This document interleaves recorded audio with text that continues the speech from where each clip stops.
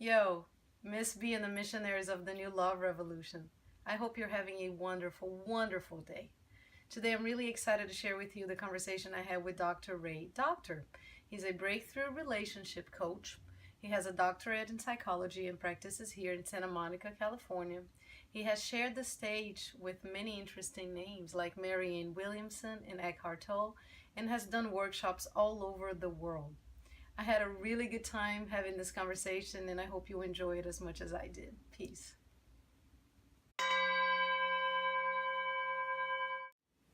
Miss B and the Missionaries of the New Love Revolution here today with Dr. Ray. Doctor. Thank you for being here today. You're welcome. Everyone always gets a kick, no matter how many times they say doctor, doctor. It really is pronounced doctor. But people get it wrong. And then I was told it was doctor. I've been told different things, and really don't know. My parents told me this. Yeah. And so I just say doctor. And that seems to confuse the hell out of everyone. What? What? Like a regular doctor, but spelled with a K. Why would you change your name? That's cheesy. I'm like, I didn't. I wouldn't. What is your... That's funny. Yeah, it's Doktor. Yes. Where's that from? My family is from Czech, Germany. And I was told that it was a Turkish name. I've been told many different things, and I'm uncertain. But my ancestors are from Germany and the Czech. So. Okay, so Czech people, Yeah. German people, please let us know how that's said. Yes. If you can. This man needs help. He doesn't know how to say his last name. But before we begin, I'd like for us to just center ourselves for a minute and take a couple deep breaths. And let go of all worries and all the things that we've been carrying so far in this day. And remember that right here, right now, it's perfect as it is. And we are in the perfect place, in the perfect time. And how blessed and grateful we are for this moment together. Thank you, Ray. Dr. Ray is not only a doctor, but he's also a friend. I'm really lucky. So we're here today to talk about continuing our series on mindful parenting. And the reason I wanted Dr. Ray to come is because not only he's an extraordinary human being and extraordinary relationship coach, he's also a dad in a very unique way.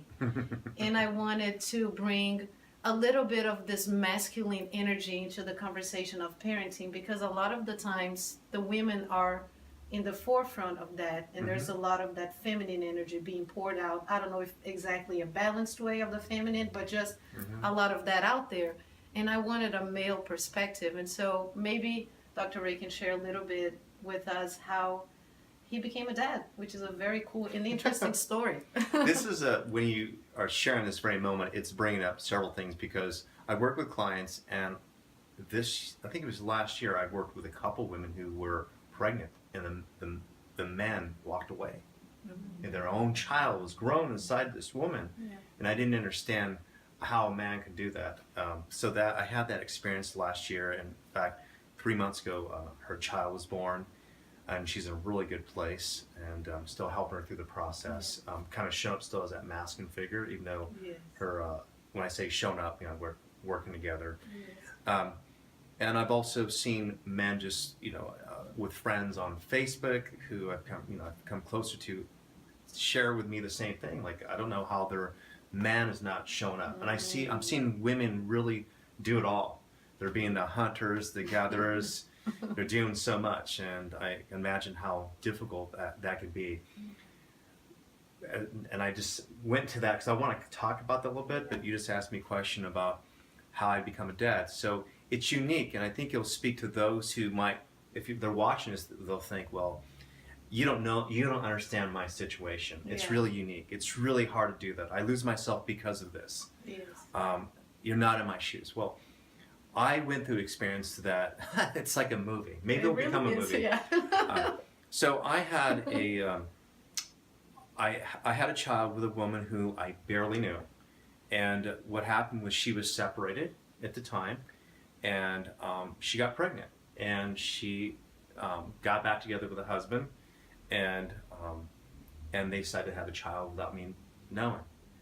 And she felt guilty after like a month into it. She reached out to me, and there was still a little uncertainty whether it was mine or not. I mean, because the reality is that a lot of babies look the same. Let's all agree. They're kind of pushed in, puffy, and all that. Especially right after they're born. Okay.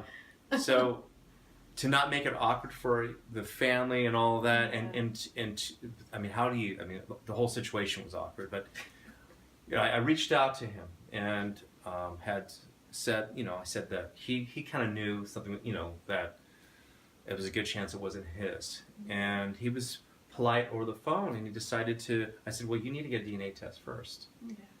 He does, and I was lied to and was told that it was his child. So 5-6 months passes by, and I didn't bother to check because I didn't think people lie about things like this. Yeah. I just, like, in fact, I came forth saying, if you both are together and he's in a safe environment, I would just like to participate in whatever way I could. Yeah. And I was excited. I was happy. So, and they lived in a different state. And then 6 months later, she reached out to me and said, Max is yours. And I don't need to give the whole story of how that happened, but she left, and I guess it became very tumultuous and everything else because she found out, I mean, within another month, he started really looking like me. And she says, where's that paperwork? You're lying.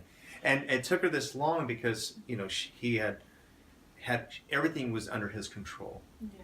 And so when I share the story with some people thinking, oh, aren't you not mad at her and whatever? And I feel as though she did the best that she could. Absolutely. She did the best that she could. She was in a place where she really was, I mean, this person was very manipulative and so forth. And I had the experience with him because when she left him and Max came back in my life, he was attacking me. And she ended up getting a restraining order. This guy was a dangerous man. So imagine I took on all of that. So one day, instantly, I was a daddy. And I had a woman in my life, the mother of my child, who had no car, no cell phone, no money, all these different things. And I had to jump in. So you imagine the utter terror, the utter fear that I had of, okay, I'm a skilled man, you know, and my friends are laughing, well, you know, you're a real good coach. You know how to handle this stuff. You're Dr. Ray. I'm like, oh my God. The first night that Max stayed at my house, oh my God, I was so out of control. I didn't know what the hell I was doing. And that moment, I had this awakening. I went, oh my God, this is what women do? Wow. This is what taking care of a child is about? The patience, losing sleep. It was just like this deep empathy of like, and you're trying to be your best. You're trying to be conscious, and yet you have your own needs also. You're just basic, essential needs, sleep. And how do you continue to stay awake in the process? Yes. Also, because not everyone has a good marriage. You know, not everyone has a situation where both parents are on the same page. Yes. So it's one thing to like maybe have your child behave a certain way. It's another thing to already be, say, pissed off at your husband or wife. So that adds to it. Even though I'm not with this woman, I'm co-parenting. We had to figure out our opinions and views about how we would raise him, from what foods he would eat and other things. And she definitely grew up on a different side of the tracks than I did. Yeah. And I don't mean that negatively. She's very much in alignment when it comes to spirituality. Well, that now I realize why she became the mother. Where she's just unbelievable. Like, meaning that and I'm helping her foster this kind of empathic part of herself. But she has a lot of the old pain body stuff that had happened to her in her childhood, but that happens to all of us. Yes. But in that situation, what has come up, I'm taking up this whole time talking. Oh, here. Please. That's what we're here for. I don't want to talk all the time. Is imagine the judgment I had with her, the resentment for 6 months because he was not in my life. I didn't have that. Even though I'm a compassionate person, for God's sake, it was my son. Yes. So I felt like I missed that. He didn't know me. So here I was trying to take on this responsibility of having him stay with me. He really didn't know me. I didn't know when he was taking a crap. Little things like that. Now I Yeah. look at him like, oh, he's taking a crap. It's really easy. Yeah.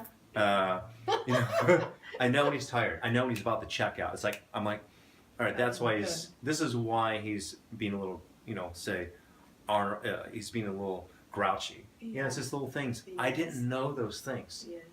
And it would be equivalent to someone handing a child to a babysitter, and this babysitter not knowing anything about your child. And I had to take that on. So I had all this frustration, anger, and whatever I had about the situation, but I was so excited to have a child. But what it forced me to do, and what kind of brings us to this conversation, is that the reality is that he wasn't doing anything wrong. There was nothing really wrong about the situation. It didn't meet my expectations the way that I have a child.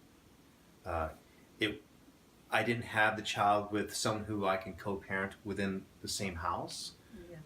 So it brought up so many control issues. I couldn't control what she was doing over at that home. Many moving parts. But what it did is it really forced me to have to really look at myself and really finally practice everything that I preach. I love that. Yeah. Oh, that's so good. Isn't Yeah. that what parenting is all Yes. about, but most people are not aware of most of the time? It's yeah, absolutely. It's, you can see, I don't know how much like brain biology you want to talk about, but it's like children don't learn by you saying don't do this. That's part of it. Children learn by how you talk to your partner. They learn by what you're feeling. So people talk about tantrums, they talk about the terrible twos and all these other things, and I feel as though that's kind of part of the collective consciousness, and it doesn't mean that we all have to subscribe to it. Amen. It's that early on, and even if you're watching this and your child is already, say, 8, 9, 10 years old, it doesn't really matter, that just you have the ability to change perceptions by your own interactions. And what I mean by that is that we have mirror neurons. So when you're in tune with your child or whomever, your spouse, that their neurons will match yours, the mirror neurons. That literally change structural changes within the brain. So I the other day I was at this playground and I saw this parent running after her child. Will you calm down? Calm down first. You. And I'm like, wow, there's definitely there's something incongruent here. And I mean, that would be an example. Or even something subtle as this. Mommy, daddy comes home. How's your day? It was fine. Yeah. So you teach that your child how to be in their relationship. How are you, honey? It was a good day at work. These incongruence with just facial gestures, just their energy. If you want to raise a child to be completely authentic and congruent with him or herself, it takes you being authentic with yourself also a lot of work. And so that's something I've experienced with, say, the mother of my child. Yeah. And we become like really close. Mm-hmm. However, she's going through school and she's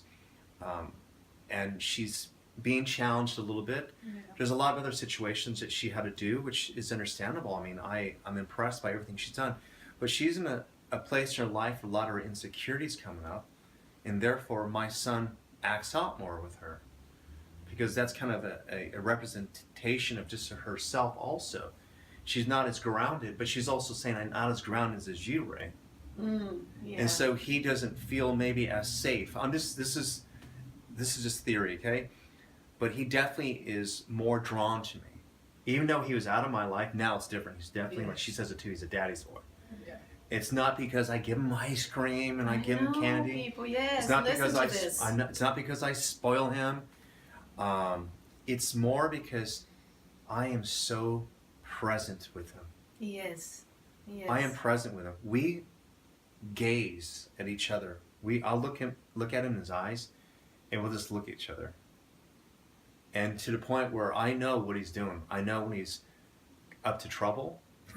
I know when he's trying to test me, shit test me, because he'll do that one thing again. He's like he's going for the water fountain. He's like this. He goes like, he has this funny grin. And I'm like, I look at him like, and I have my look. And remember, there's ways that if you get so in tune with yourself and then you're able to translate that with the parenting of your child, you can communicate without even words. It's just kind of a knowingness. It's an energy. Yes. You start early. Imagine what will happen when your child is a teenager. All right. Thank you so much for that. And I want to piggyback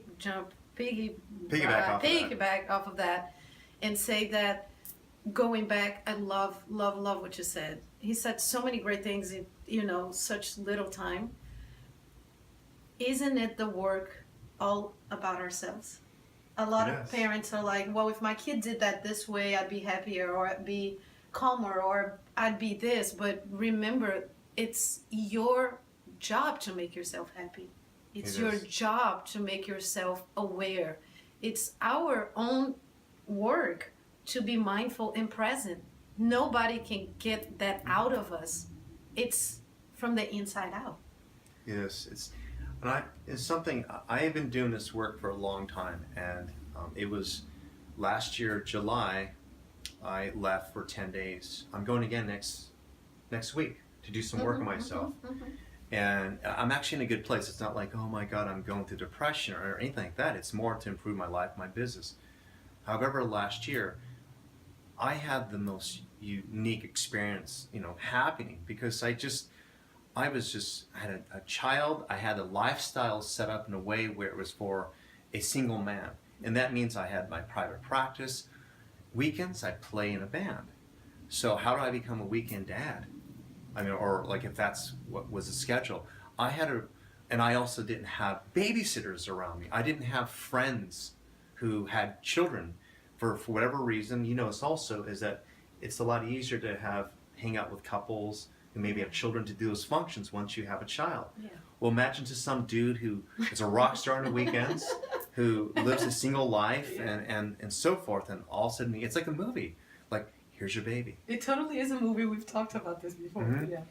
And so I was breaking down. I was really breaking down. It was like I felt this tension, and I left to work on myself.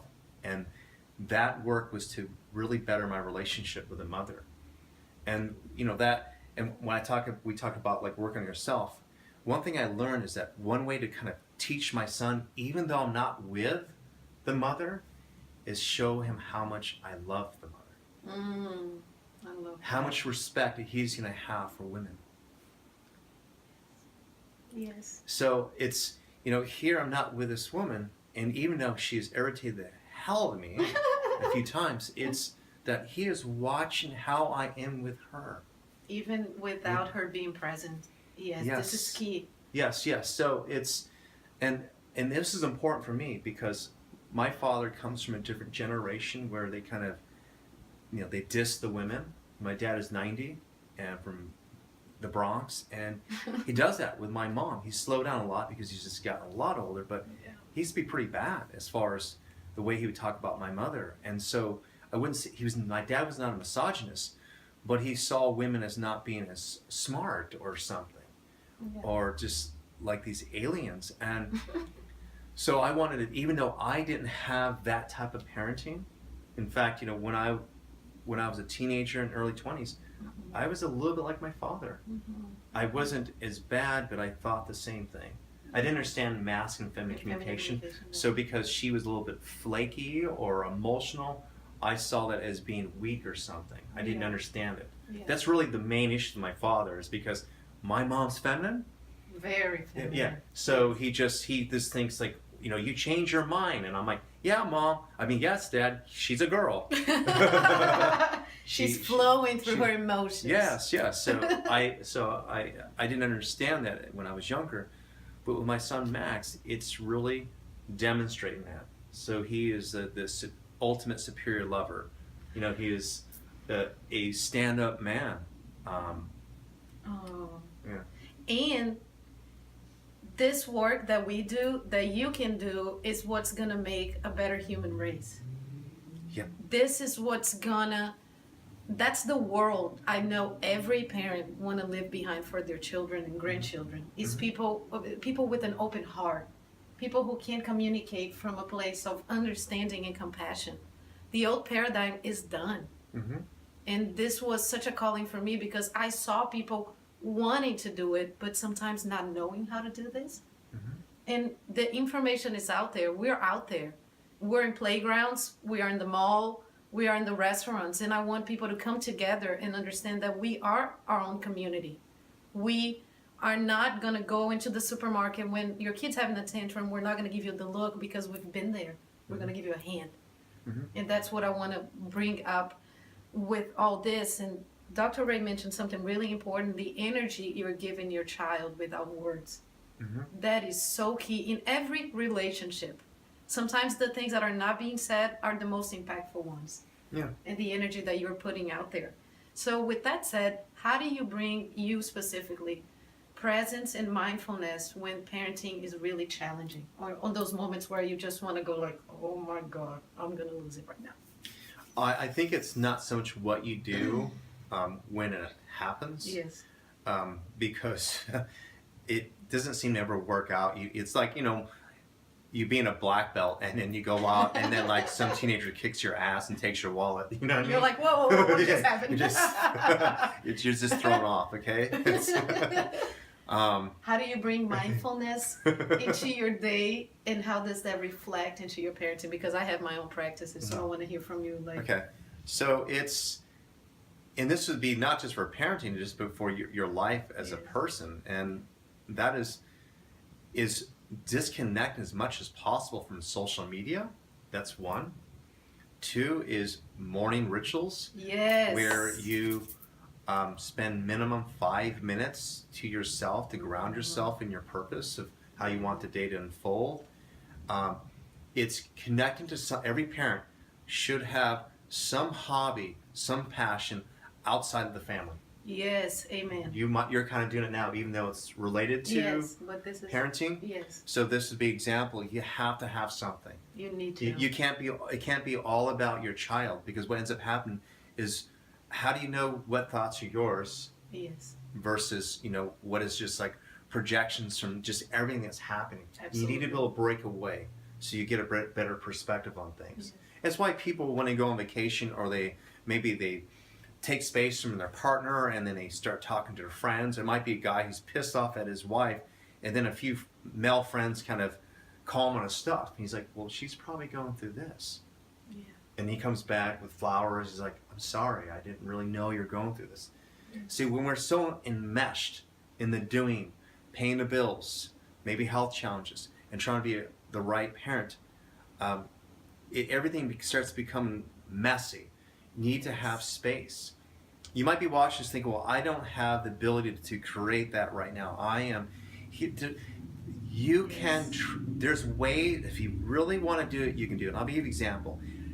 As I have gotten a little bit out of shape, not extremely, but like for where I'd like to be, just a little bit since I've had Max. And the only reason why it's because I used to have 7 days to work out. To yourself. Yes. So I don't. I missed that. So of course I invested in a bike so I can put him in the back. So that's become my exercise when I'm with him. Yes. I'm making a point when he's with me also, and if I have a friend to watch, I said for two things. I want him to see me work out, because I want him to learn that that's a part of my life, and I hopefully exercise becomes a part of his life. Yes. It's doing things, everything that I would do without him, I'm trying to incorporate with him in some shape or form. Yes. So my life hasn't stopped. And that's the thing. And I think that's what happens to a lot of people, is that they have children and then their life stops. It becomes about the current problem with so-and-so, the child, or with the spouse. It's where when you continue to check in with yourself, do your own work, your rituals, whether it's doing yoga, going to the gym, going to the beach, yes. It's creating a night without your partner. And if you have insecurities, that might mean you need to work with a coach, or I don't know what it would be. There's many avenues, yes. But it's great that your spouse can go out with his or her friends. Absolutely, please. Just get some space. I mean, everyone, I think most people agree with this. We all need that space. Yes. Just getting that flow and that fun back into the family environment. Absolutely, and I think that and it took me a while to figure that out, so I don't want anybody to feel guilty. If you haven't figured that out yet, there's always a time for you to go back to that. And you mentioned your 10-day, retreat. Mm-hmm. I just had a retreat, a 5-day retreat by myself, and what a blessing that is to be able to take yourself out of your daily grind, of your daily routine, and just be with yourself. Mm-hmm. And like reevaluate things. And how are you now? What do you want from your life? And it's not about making people adjust to our needs. It's about adjusting our needs to ourselves and who we've become, because we're constantly changing. And let's be clear with the retreat, because the retreat doesn't mean going away 7 days to go fishing with your buddies and drink beer. It's hard work. And I'll just give you an example of what happened with my retreat. At least the healing work. But you can do the fishing with the buddies too. That's okay. That's another kind of retreat. yeah.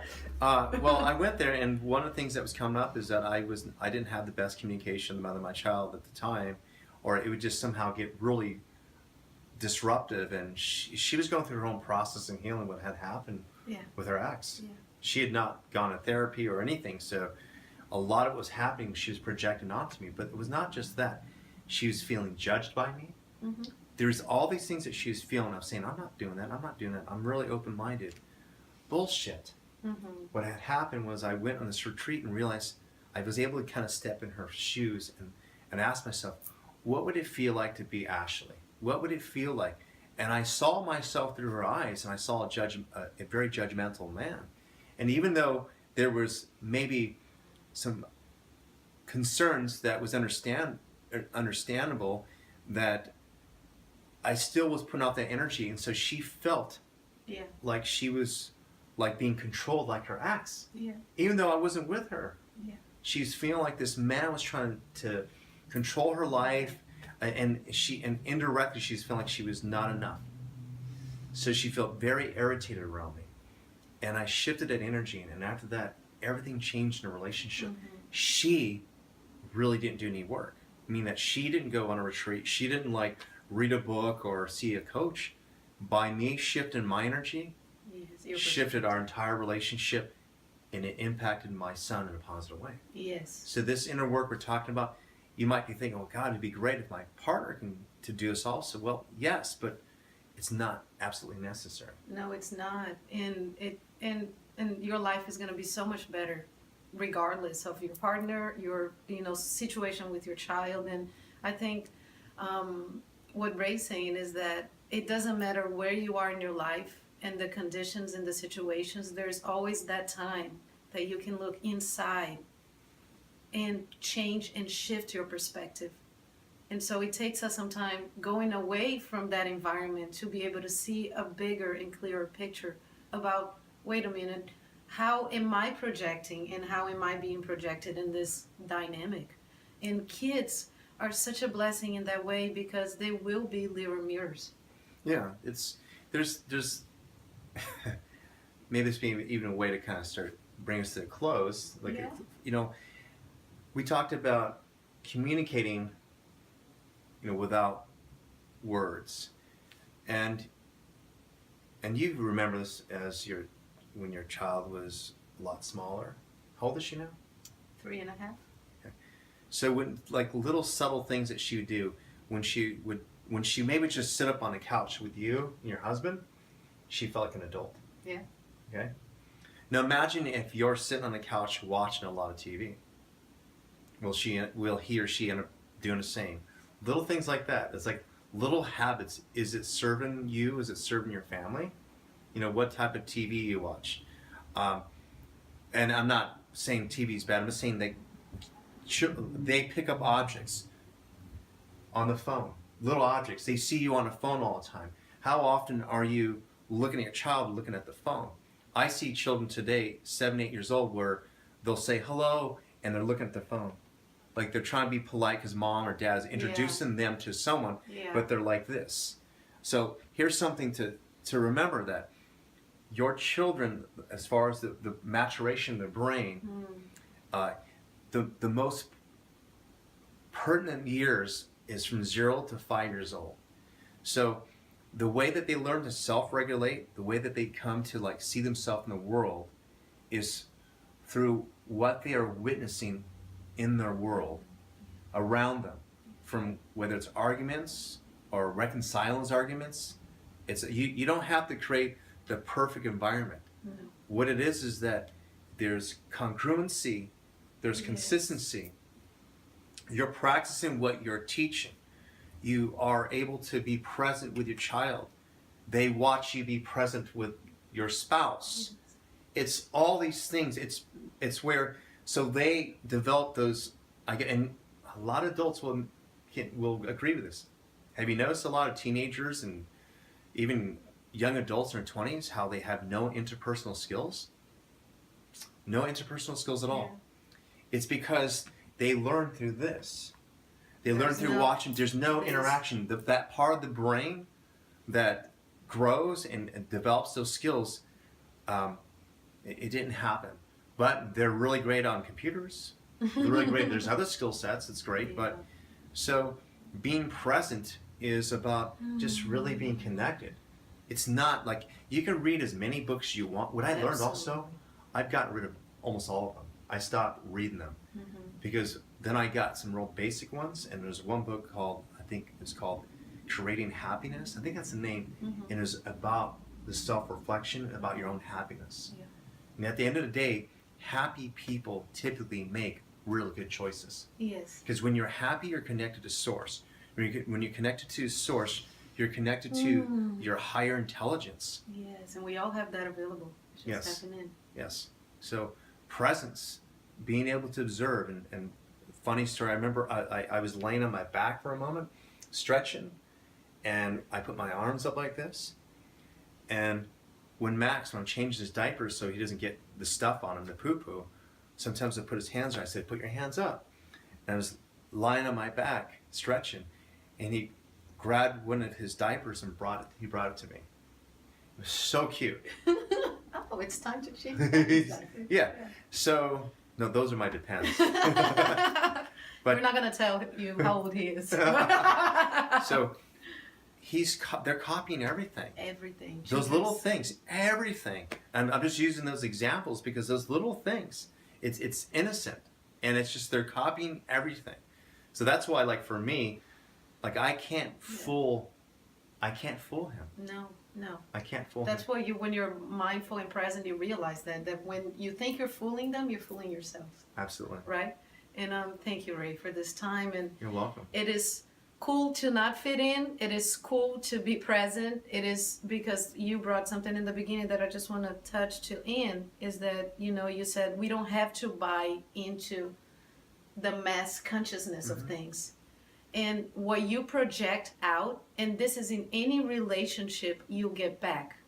So if you think, oh, terrible, choose this and that, that's all right. You've put it out there. That's what the universe is going to bring back to you. So take the chance as a parent to redesign the relationship with yourself and to see the results everywhere. Thank you. Thank you for your presence. Thank you. Peace.